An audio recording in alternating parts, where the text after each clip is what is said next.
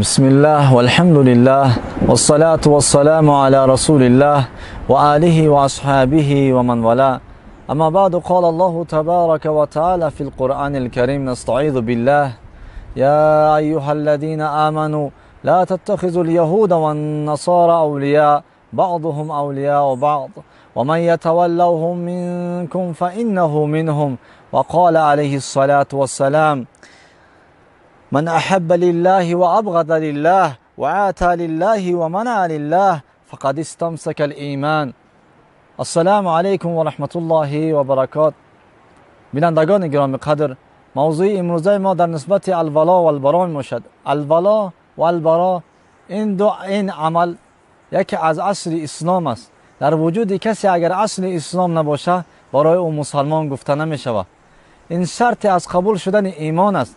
هر وقت کسی را میخوای مؤمن خطاب کنی، پس باید این شرط در وجودش باشه، یعنی الولا و البرا. الولا دوستی کردن و محبت کردن و یاری کردن مسلمان ها. البرا براعت و بیزاری جستن از کفار و مشرکین. پس هر کسی که دعوای اسلام و ایمان میکنه، برای او لازم است که در وجود او الولا و البرا باشه.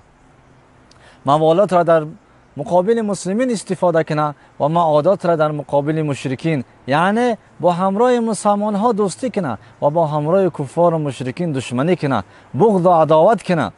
الله متعال در آیه قرآن فرمودند که یا ایها الذین آمنو، ای آن کسانی که ایمان آوردید. خطاب میکنن مؤمنین را، کسایی که دعوای ایمان میکنن، دعوای اسلام میکنن. لا تتخذوا اليهود والنصارى اولیاء، شما یهودیان و نصرانیان را دوستای خودتان قرار ندید.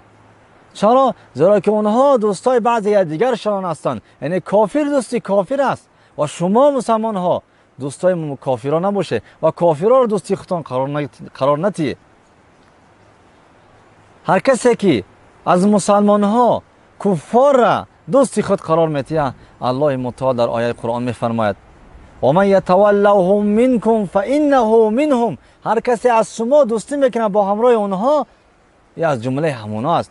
مفسرین میفرماید که هر مسلمانی که با همراه یهودی‌ها دوستی کرد او یهودی است و هر مسلمانی که با همراه نصرانی‌ها دوستی کرد او از جمله نصرانی است و هر مسلمانی که با مجوسی‌ها دوستی کرد او از جمله مجوسی‌ها است. در حکم از جمله همونا است، یعنی شخصیت مرتد میشود، از دین خارج میشود. و در تفسیر طبری میاد که کسایی که با همراه کفار موالات میکنن و دوستی میکنن، اونها کسایی هستند که از الله بیزار هستند و الله از اونها بیزار است. پس هر کسی که موالات و دوستی میکنه با همراه کفار، این همون شخصیت است که در ردت واقع شده است، یعنی مرتد شده است، از دین اسلام بیرون شده است. و حکم اون کسی که موالات میکنه و مرتد میشود در شریعت ما و شما معلوم است. چنانه که نبی صلی الله علیه و سلم فرمودند: من بدل دینه فاقتلوه، هر کسی که دینش تبدیل میتیه بکشه او را. یعنی کسی که مرتد میشود، عمل ردت آمیز میکنه، در نواقض از نواقضات اسلام گرفتار میشود، پس او را چیکار کنه؟ بکشه. حکم مرتد قتل است. پس لازم است برای هر مسلمان که موالات در وجودش داشته باشه، در اعمالش داشته باشه، در زبانش داشته باشه، که دوستی را با همراه مسلمان ها کنه و دشمنی و عداوت و بغض را و کینه را در مقابل کفار استفاده کنه. و هر کسی که موالات را با همراه مسلمان ها میکنه، دوستی خودش الله و رسول را و مؤمنین را قرار میده، این مؤمن است، موحد است، مسلمان است. اما کسی که دوستی خودش شیطان را قرار میده، مشرکین و پیروان شیطان را قرار میده، او اما از جمله همونا است، یعنی مرتد است، از دین خارج است اگرچه دعوای اسلام کنه. هر کسی که در ردت واقع میشود، در ناقضی از نواقضات اسلام واقع میشود، نماز او، روزه او، زکات او، حج او، هجرت او، جهاد او قابل قبول نمیشود. زیرا شرط از قبول شدن عبادت توحید است. هر وقت که ناقض اسلام در وجود تو داخل شد، توحید تو را ختم میکنه، ایمان تو را ختم میکنه، اسلام تو را ختم میکنه. وقتی که ایمان اسلام تا ختم کرد، باقی مانده اعمال دیگه چیزی باقی نمیمونه، قابل قبول نیست. این معنا نداره که تو هم الله را عبادت کنی هم شیطان را عبادت کنی. پس برای قبول شدن عملها پس لازم است که در نواقض اسلام گرفتار نشیم. امروز نظر میکنیم که سربازان تاجیکستان و اون کسانی که در حکومت تاجیکستان کار میکنن، در حکومت دموکراسی کفری، اینها کسایی هستند که با همراه کفر موالات کردند و دوستی کردند. مظاهرة المشرکین و معاونتهم علی المسلمین، اینها کسایی هستند که با همراه کفار یک جا شدند در مقابل مسلمان ها. انسان در ردت واقع میشه، مرتد میشه، از دین خارج میشه، عبادتاش قابل قبول نمیشه وقتی که با همراه کفار موالات و دوستی میکنه. هر کسی که موالات میکنه، دوستی میکنه با همراه کفار یک جا میشه در مقابل مسلمان ها. با زبانش، با مالش، با جانش، با اعتقادش این شخصیت از دین خارج میشه. با زبانش با همراه کفار یک جا میشه. مثل خبرنگارها نگاه کنه که اسلام تحقیر میکنن، مجاهدین تحقیر میکنن و کفر و عملهای کفری را و اشخاص کفری را تعریف و توصیف میکنن. اینا کسایی هستند که در موالات گرفتار شده هستند و از دین خارج شده هستند.